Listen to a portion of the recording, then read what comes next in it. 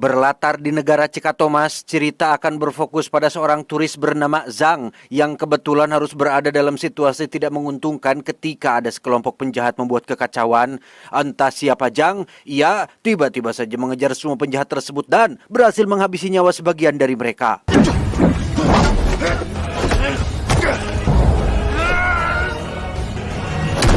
Entah apa motif Zhang melakukannya, tetapi aksi tersebut membuatnya harus dipenjara selama kurang lebih 6 tahun dengan tuduhan pembunuhan tingkat 10 dan dianggap sebagai mesin pembunuh yang berbahaya.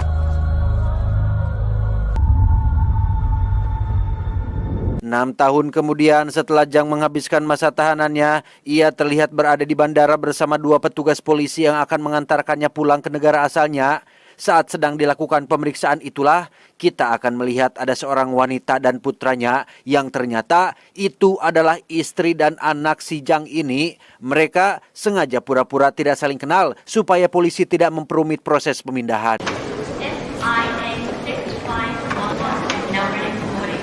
Tiba di dalam pesawat, Zhang langsung diarahkan ke tempat duduknya termasuk para penumpang lain yang sama-sama akan terbang menggunakan pesawat ini. Terima kasih, Kak.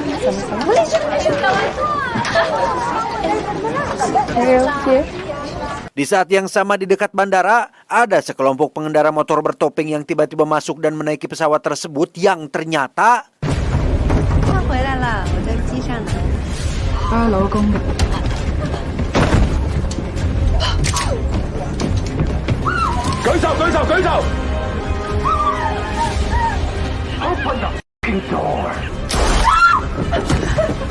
Ya, mereka berlima adalah para pembajak pesawat yang langsung mengambil alih pesawat ini termasuk menembak mati 2 petugas polisi yang mendampingi si Zhang.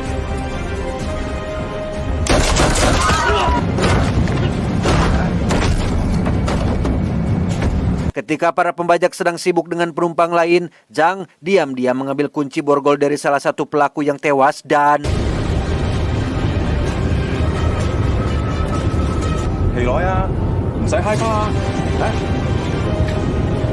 Saat pesawat sudah lepas landas, para pembajak ini pun langsung melancarkan aksinya seperti menyuruh pilot untuk mengaktifkan kendali otomatis, merapikan para penumpang agar duduk di satu kabin yang sama, termasuk memeriksa satu persatu dari mereka yang diantaranya adalah si Zhang yang terlihat sudah berhasil membuka borgolnya. Hey you.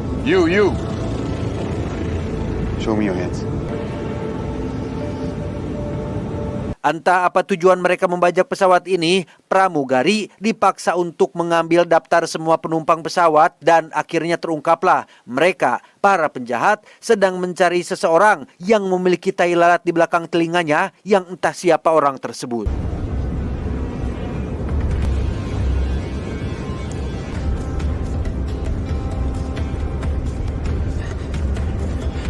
Saat sedang melakukan pemeriksaan itulah ada satu penumpang yang tiba-tiba jatuh pingsan akibat kepanikan, di mana salah satu penjahat sempat akan menghabisi penumpang tersebut, namun sang pimpinan kelompok yang bernama, kita panggil saja si ketua, pun melarang untuk melakukan pembunuhan dulu sebelum menemukan target yang mereka cari.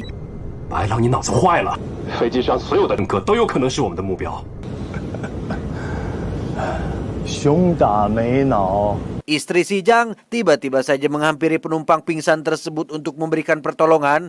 Ia mengaku sebagai tenaga medis yang tahu cara menangani orang pingsan. Tak lama, satu penumpang pria pun ikut membantu, disusul oleh Mbak pramugari yang sudah diberikan izin untuk membantu menyadarkan penumpang pingsan tersebut.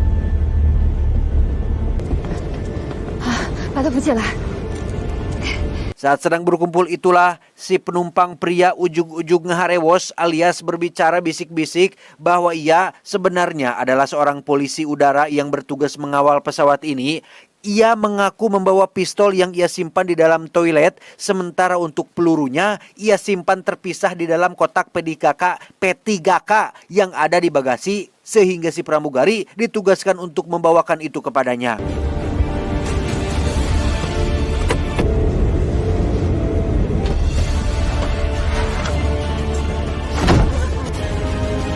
Dan ya, satu penjahat tiba-tiba saja menahan si pramugari yang sudah membawa kotak P3K-nya. Mereka langsung memeriksa kotak tersebut untuk memastikan isi di dalamnya dan...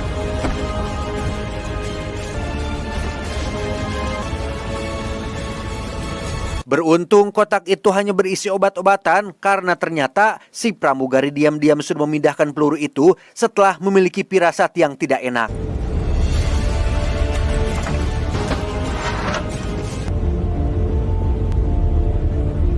Di saat yang sama, satu penjahat wanita bernama Mia pun memasuki ruang kargo untuk meletakkan sesuatu yang ternyata itu adalah bom waktu yang disetting 2 jam lebih sekian menit sehingga bisa disimpulkan jika kelompok penjahat ini berniat untuk meledakkan pesawat ketika orang yang mereka cari orang yang mereka cari sudah dapat.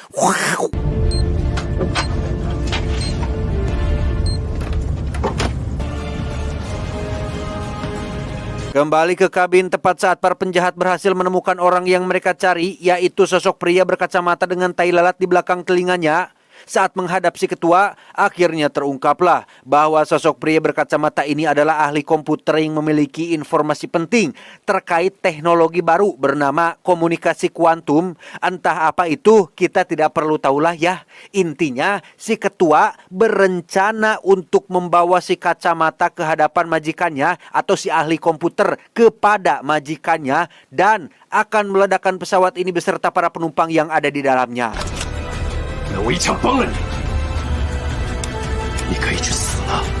Saat si ketua, si ahli komputer dan para penjahat sedang sibuk di depan, Zhang yang masih belum diketahui latar belakangnya pun perlahan melancarkan aksi mandiri dengan akan membuat semacam bom asap dari beberapa barang milik penumpang yang ada di sana.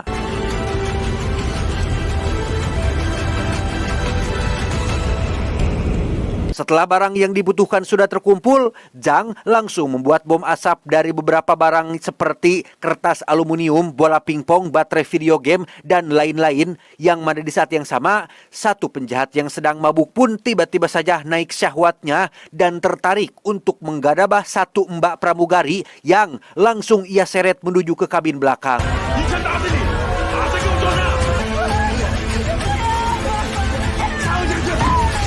Tak bisa membiarkan hal itu terjadi, Zhang yang sudah selesai dengan bom asapnya pun dengan cepat bergerak menuju ke kabin belakang dan langsung melemparkan satu bom asap yang sudah berfungsi dengan baik.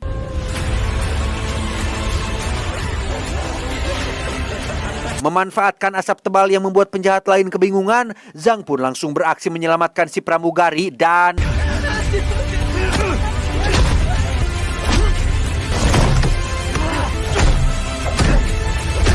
Ya, benar-benar mematikan. Zhang berhasil menghabisi si penjahat mesum di dalam toilet dengan cara yang sangat-sangat terlatih. Lantas, ia pun pergi ke ruang kargo untuk mencari sesuatu yang lain yang bisa dijadikan senjata.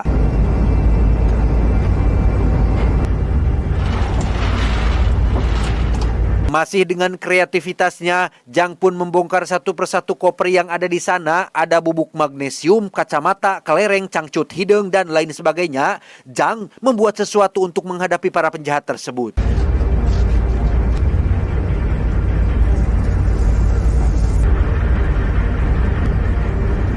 Kembali ke si ketua penjahat yang sedang mengirim sidik jari si ahli komputer kepada majikannya. Yang tak lama setelah sidik jari itu terkirim, sang majikan kembali menelepon bahwa si ketua dan kelompoknya sudah salah orang. Si ketua langsung memeriksa tai lalat pada telinga si kacamata atau si ahli komputer yang ternyata hanya coretan spidol saja.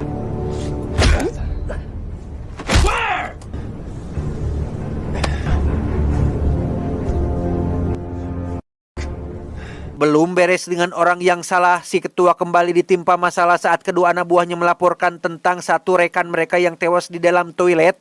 Sehingga ia pun segera menemui para penumpang untuk memeriksa satu persatu. Dan dari sekian banyak orang, si ketua menghampiri seorang penumpang wanita yang memakai topi dan kacamata bernama, kita panggil saja Yuli, untuk mencari tahu siapa penumpang yang sudah membunuh anak buahnya. Dan ya, karena diancam dengan pisau, Yuli terpaksa memberitahu siapa orangnya, di mana si ketua mengirim satu anak buahnya untuk turun ke ruang kargo karena yakin jika pelakunya ada di bawah sana.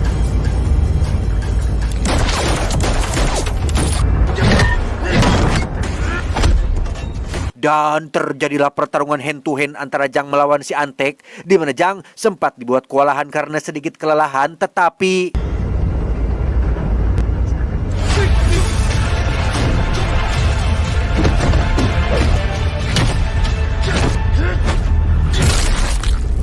ya, Jang lagi-lagi menghabisi penjahat dengan cara yang sangat brutal, di mana ia segera mengambil alat komunikasi milik si Antek hingga berhasil berbicara langsung dengan si ketua.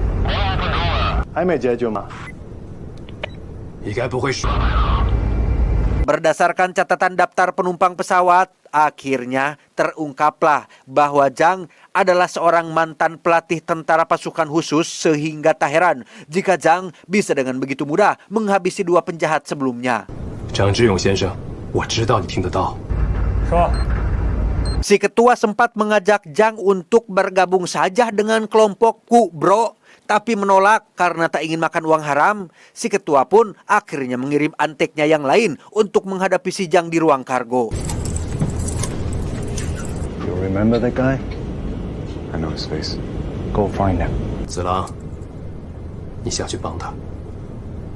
Tepat saat Jang berhasil menemukan satu bom waktu, muncullah si penjahat yang langsung melakukan serangan dan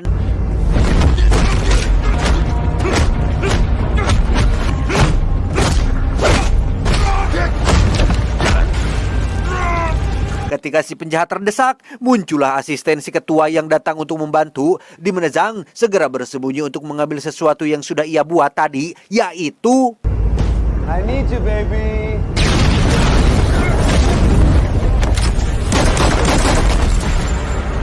ya, Jang berhasil menghabisi si penjahat dan asisten si ketua dengan cukup mudah. Di saat yang sama di atas, si ketua menyuntikkan semacam obat khusus yang dapat membuat seseorang berkata jujur untuk mengetahui siapa si kacamata dan di mana ahli komputer yang asli yang mereka cari. 不知不觉说出所有实话，信了就忘了。 Tak lama setelah obatnya bereaksi, si kacamata akhirnya jujur bahwa ia adalah seorang pengawal yang bertugas menggantikan sosok si ahli komputer yang ada di pesawat ini. Dan tebak, siapa si ahli komputer tersebut? 和心梗的状态。 Ya, orang yang sedari tadi si ketua cari ternyata adalah penumpang pingsan yang saat ini sedang berbaring. Dan karena tak ingin melakukan kesilafan lagi, si ketua pun langsung mengirimkan sidik jarinya kepada sang majikan.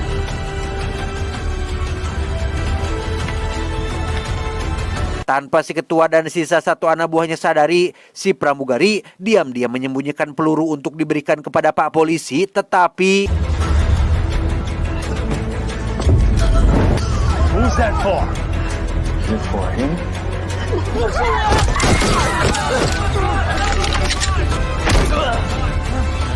ya, si anak buah yang merupakan pria barat pun berhasil menumbangkan Pak Polisi dengan cukup mudah. Sempat dilempari sepatu dan telur kacing calang oleh semua orang, si pria barat pun langsung menodongkan pistol kepada mereka semua. Tetapi Jang keburu datang dan berhasil membuatnya tak berkutik.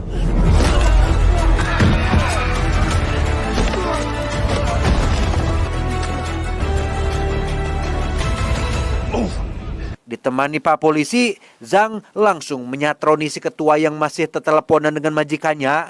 Selain berhasil menemukan bom lain yang diletakkan di dalam toilet, Pak Polisi pun segera menemui pilot untuk kembali ke jalur terbang yang seharusnya. Mayday! Mayday! Mayday! We are now continuing with our flight as planned. This is Sia Air 6511. Di saat bersamaan, Jang dibuat terkecoh oleh seketua yang tiba-tiba melakukan serangan dadakan, di mana seketua yang memiliki pistol di tangan pun tak sengaja menembakkan satu peluru nyasar yang membuat kaca jendela pecah hingga akhirnya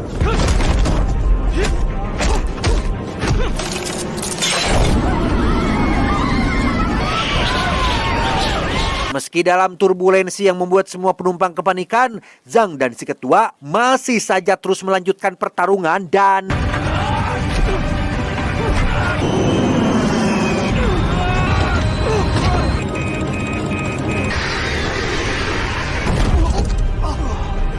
tepat saat pesawat kembali normal, Jang berhasil mengalahkan si ketua yang dibuat tidak walakaya. Tak ingin melakukan kesalahan yang sama seperti sebelumnya, Jang pun langsung memborgol kedua tangan si ketua menggunakan tali ripet agar ia berhenti membuat keonaran.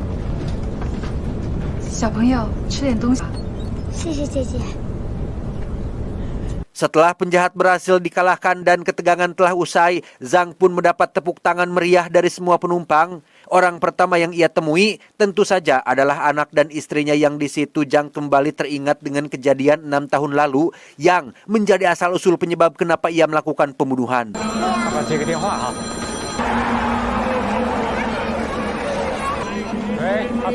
Ketika itu, Zhang beserta istri dan kedua anaknya sedang liburan. Ada seorang kandidat calon presiden yang kebetulan sedang melakukan kampanye di depan semua pendukungnya.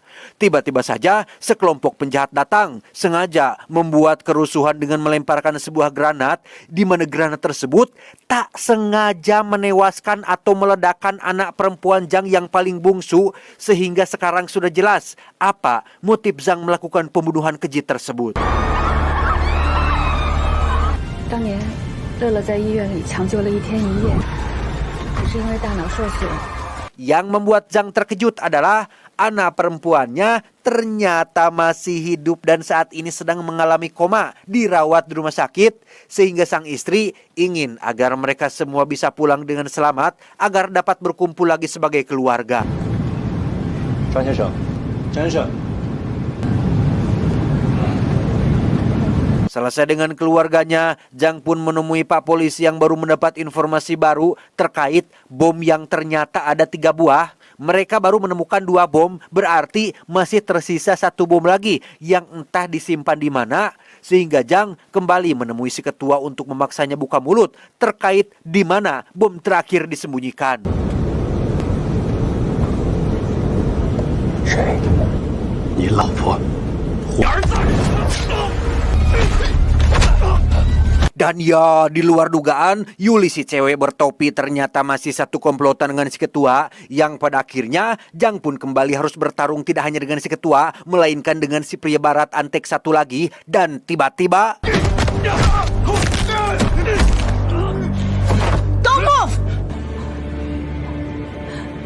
melihat istrinya diancam akan dibunuh, Zhang pun langsung menghentikan serangannya dan pasrah dihajar ramai-ramai. Sembari diperlihatkan wajah istrinya yang ketakutan, si ketua pun menceritakan tentang kejadian 6 tahun lalu ketika ia mendapat pekerjaan untuk membunuh seorang bakal calon presiden, sehingga kok bisa sangat kebetulan sekali. Itu artinya kelompok penjahat yang sudah membuat putrinya koma tidak lain dan tidak bukan adalah si ketua dan kelompoknya.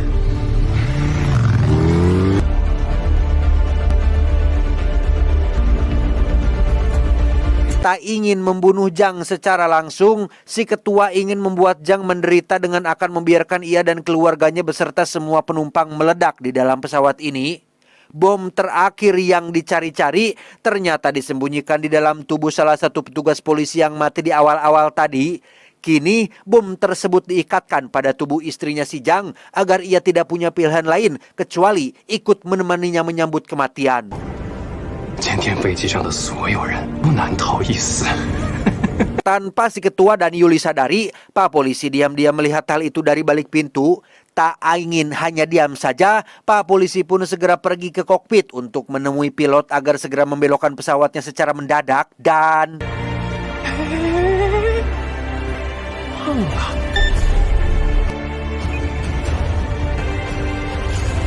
Tepat saat si ketua dan Yuli beserta si ahli komputer akan lompat dari pesawat menggunakan parasut, pilot langsung membelokkan pesawatnya sesuai arahan sehingga...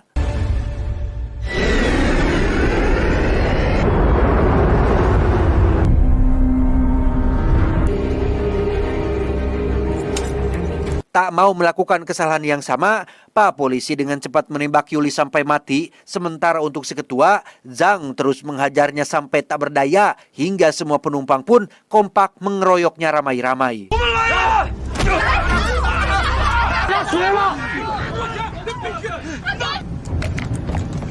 Setelah semua penjahat sudah benar-benar dikalahkan, kini tinggal mencari solusi bagaimana melepaskan bom yang ada pada tubuh si istri.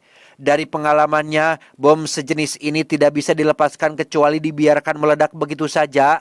Sehingga dengan jiwa kemanusiaan yang tinggi dan cicilan rumah KPR yang belum lunas, Zhang dan sang istri akan melompat bersama-sama keluar dari dalam pesawat demi untuk keselamatan sang anak dan semua penumpang yang ada.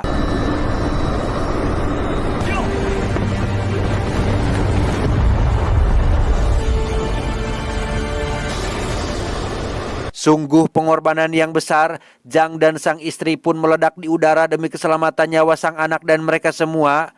Setibanya di bandara tujuan dan semua penumpang tampak sedih dengan pengorbanan yang Zhang lakukan, si anak tiba-tiba mendapat telepon dari si ibu yang berkata bahwa ia dan Zhang ayahnya masih hidup, mendarat dengan selamat di sebuah pantai karena ternyata sewaktu melompat keluar dari pesawat, Zhang berhasil melepaskan bom itu dari tubuh istrinya yang membuat ledakannya tidak sampai mengenai mereka berdua sedikit pun.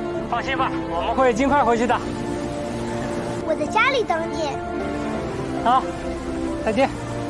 Beberapa waktu setelah semuanya selesai, Zhang pun menjenguk putrinya yang masih dalam keadaan koma, sempat menangis karena tak punya kuasa untuk membuatnya sadar. Zhang kembali mendapat buah hasil dari pengorbanannya, yaitu kesadaran sang anak setelah 6 tahun terus dalam kondisi koma.